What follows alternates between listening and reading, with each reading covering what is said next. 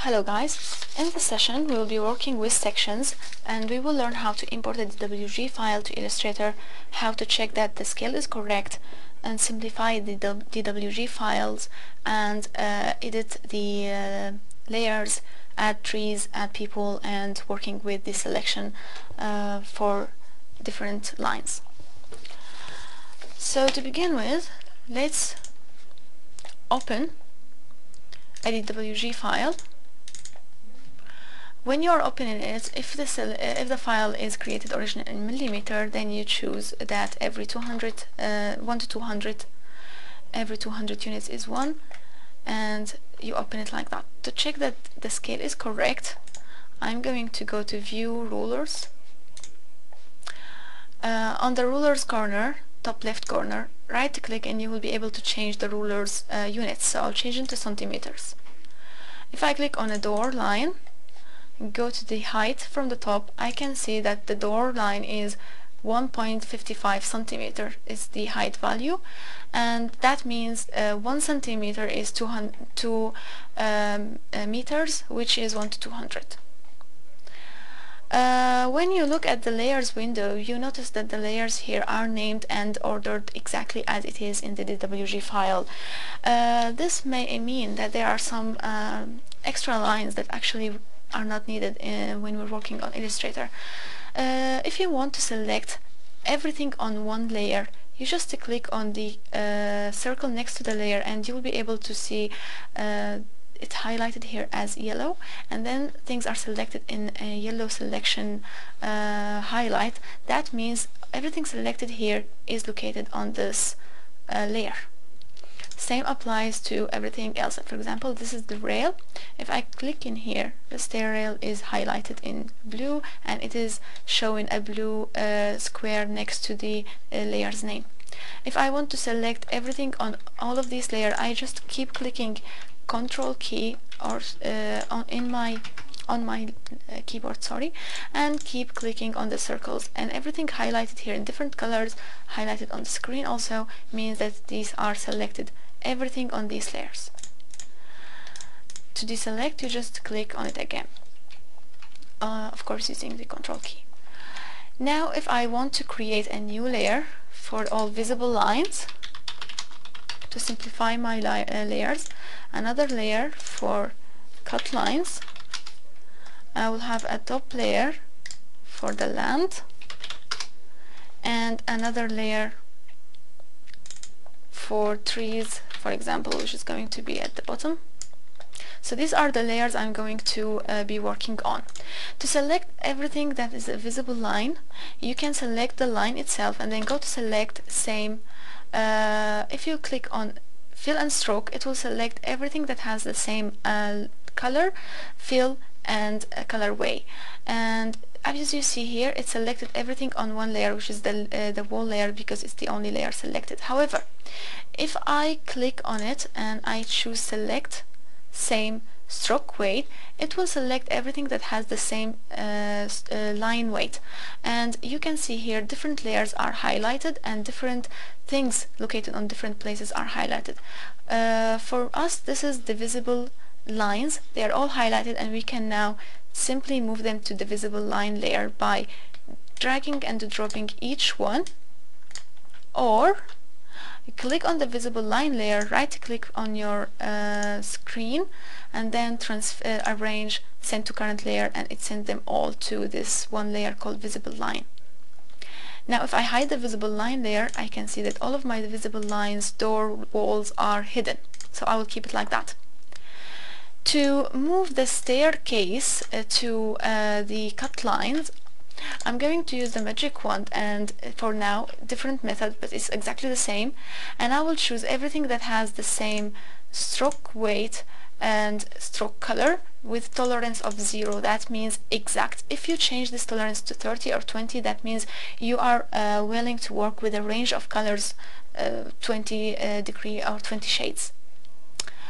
I will click now, after I say the tolerance is 0 for color of both stroke color and stroke weight. I'll click on the staircase outline and it selects only the staircase, and we can see that the staircase layer is highlighted, and I can drag and drop it in cut lines. For the roofs, walls and floors, I can see here that when they are exported in the WG file, they were all having different colors because they were located in different layers, but I want them now on one place, so I will choose the same fill and zero tolerance. So if I click on the blue fill, it selects only the roof. So if you want to have them differently, you can put them only the roofs on one layer, but I will keep clicking on my shift key on the keyboard after I click and highlight using the magic wand the roof, and I will click on the walls and on the floors. However, I will make sure the land is hidden.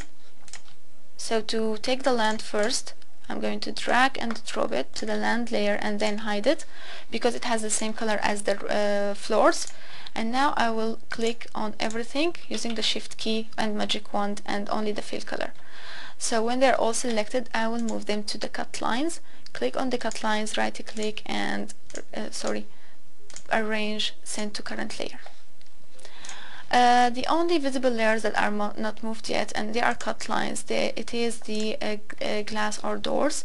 So I will use the magic wand again, and I will choose stroke color exactly 0, 0 stroke weight, and now I select only the doors and windows, and I will put them in the visible line by dragging and dropping them to the visible line because I want them same colors as the visible line. If I hide my cut line, I see I'm left with so many duplicate lines that I actually don't need. So if I want to delete all of these layers that I don't need anymore, I will just click on the Control or the Shift key, top one and the bottom one, select them all. You can actually click on each one of them and then you click on the bin and delete them. If I make all of my layers visible, I can see that they are now very simple and only 3 layers I have left.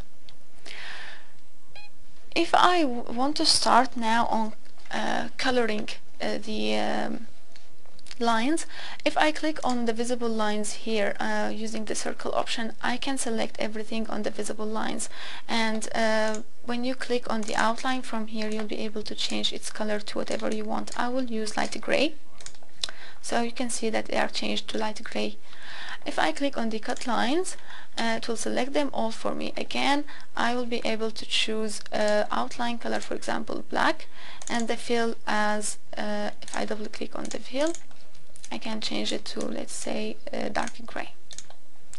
The only thing left is not colored is the staircase, because the staircase actually is lines, it's not fill. So what I will do, I'll first put the visible lines at the back underneath the outlines. Selecting the magic wand, I want to select only the things that has the same fill and stroke color, stroke weight, and I will click on the staircase and it selects only the staircase. I go to the live paint bucket, which may be hidden under the shape builder tool, so you just right click here and you'll be able to see it, and then you will be able to color it very simply. For now, if I want to add the trees underneath the work, I will open the trees green forest banner that I have actually previously downloaded online. Now when you import something online, I use the freepik.com, which you will be able to explore so many vector things there ready for you to use and free download for everyone. I will just right click on it and then ungroup it, and I can be selecting now one of them only. I will copy it, so either edit copy or Ctrl C, and I will paste it in the trees layer. So you select the trees layer and then paste. To resize it, since it's grouped and used clipping mask, you just resize it using the shift key on your keyboard. Now we notice that it's cut from the top, and we want to see the rest of the tree, so I'll right click and release clipping mask. When you do that, some elements may appear that you need to delete, so I'm going to delete all of these elements. able to move some grouped items to the top. If you want to move one of the trees and it's all grouped, you can double click on the group and move only that tree wherever you want. And when you finish editing a group, you simply hit escape button, or you double click outside the group, and that's it.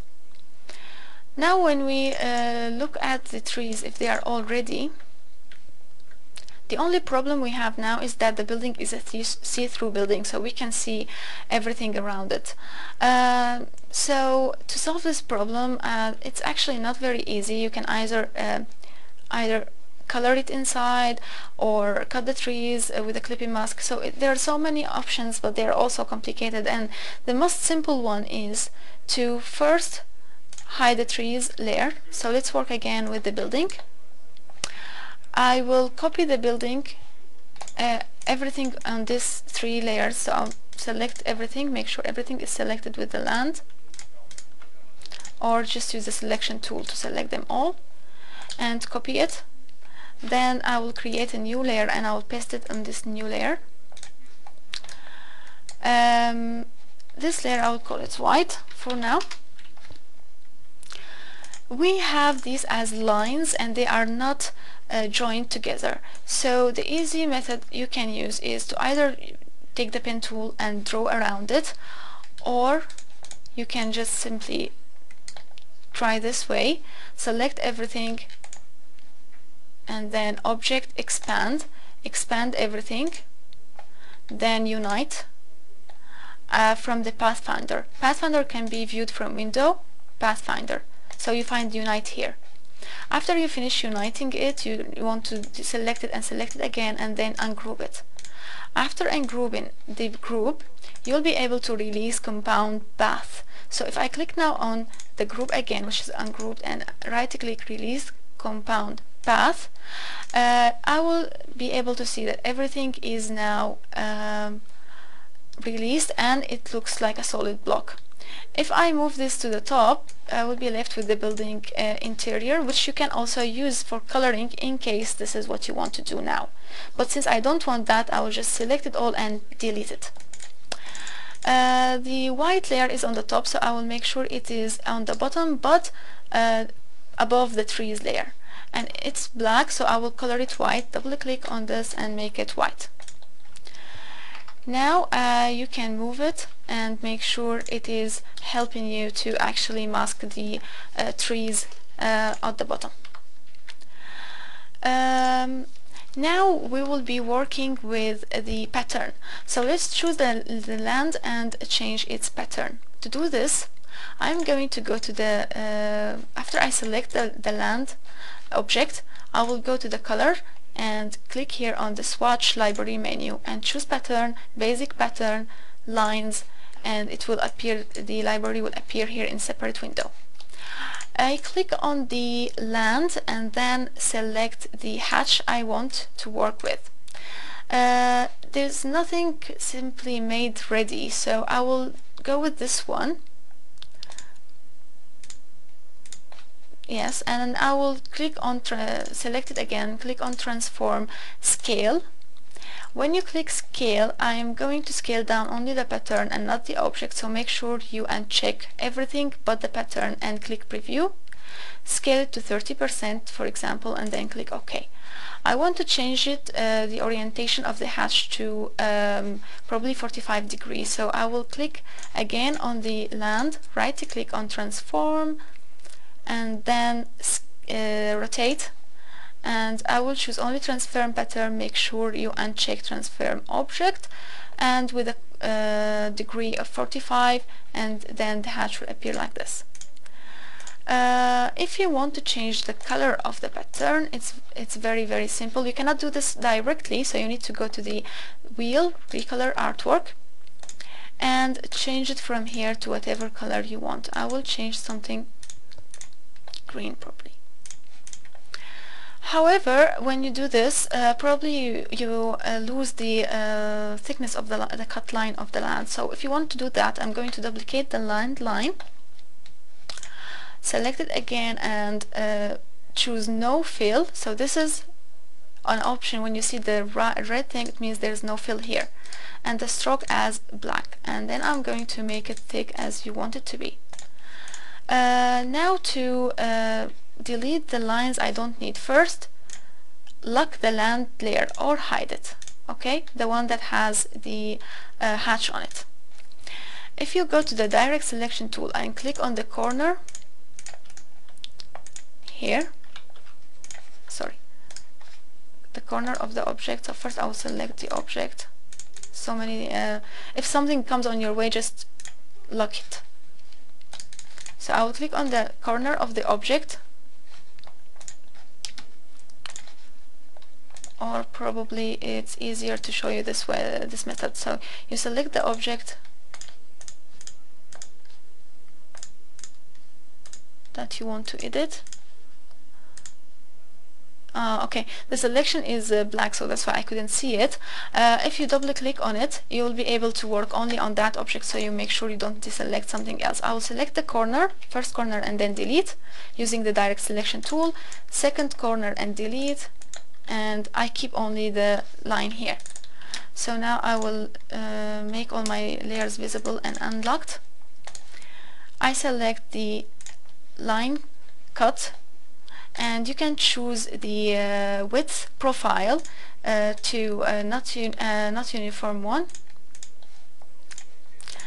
and you will get this effect. When you select on it, click on it, you will notice that the line is actually above the cut line. So if you want it to be only on one side, you go to the stroke. If it was uniform, you will be able to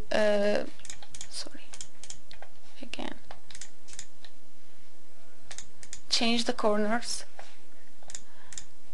and make it whatever you want. I'm going to make it a little thicker. You can change the corners back if it's looking better.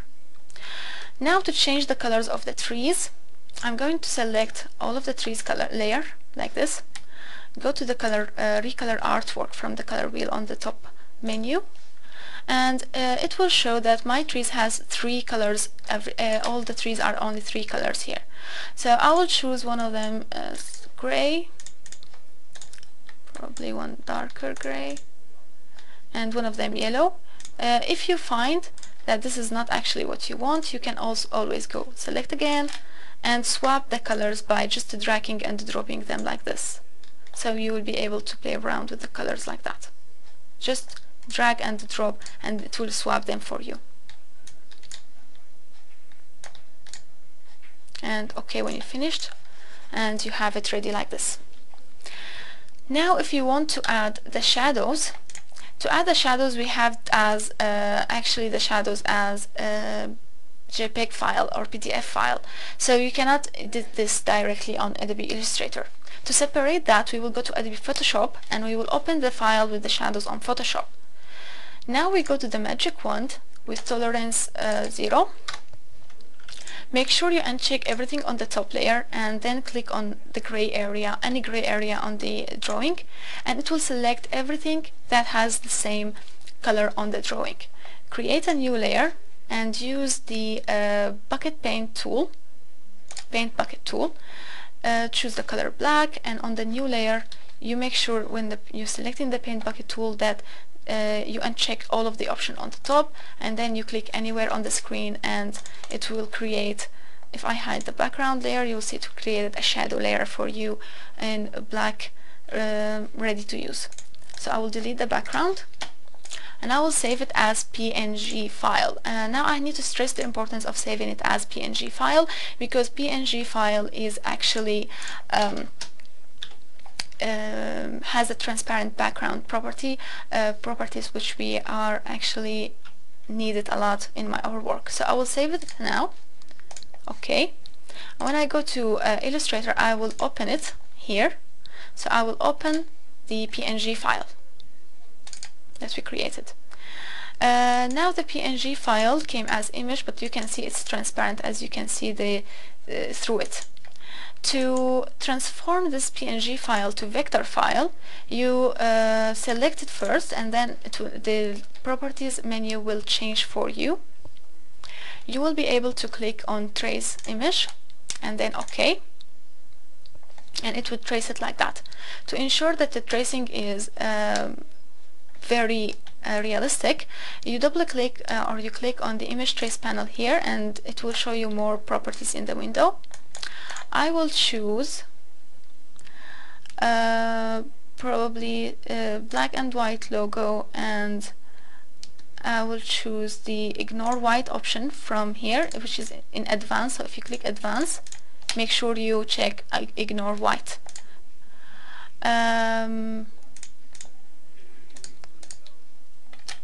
Probably let's try silhouette, and I will make the paths less and the corner more. When you finished creating the shadow layer, I'm just going to click on expand. Oh, 1 second, let's try to play the noise. So expand, and it will make it vector file for me. I will copy the vector file and paste it on my drawing on the top layer called shadow. So I'll paste it here and rescale it.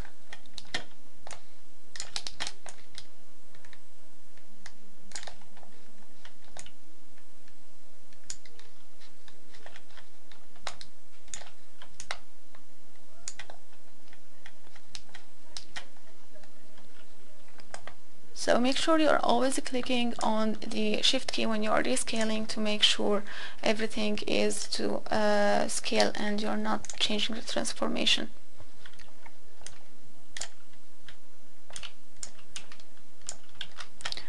Okay, let me check.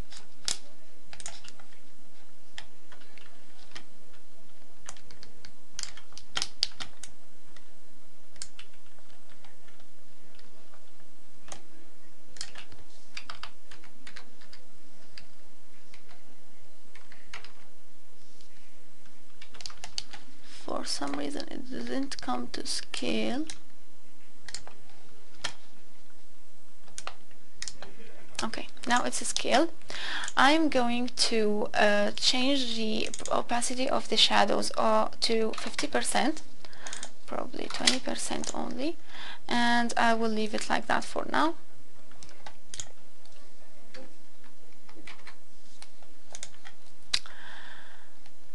If you want to add let's say gradient, you can click on the shadow and click on the gradient from here, and just one click it will change the shadow to gradient. It has now 20% opacity, but if you want to change its color, you can do that from the wheel or from here. Double click on the color and you will be able to change it to whatever you want. If you want to give it like that effect, so it is totally possible. If you want to change the direction of the shadow, so let's first select, let's say, the trees that have all the same shade of gray. So I'm going to choose the fill color, tolerance 0, and select all trees with the same shade of gray, and I will apply this color to them. Change the color to black and white. And using still everything selected, I can use the gradient tool to change the direction of my gradient. So I'm just drawing the direction of the gradient. If you want it fading upwards or downwards or whatever you want it to be. And I think now this is ready for you to work on. I hope you enjoyed it, and make sure that you always check the freepik.com to see what other backgrounds it has, which you can actually work on, edit colors, bring them, work on them however you want. When you are checking this website, you can just write trees and make sure you are choosing vector when you are working for Illustrator, and it will show you different trees that are possible for you to use in your work. Thank you.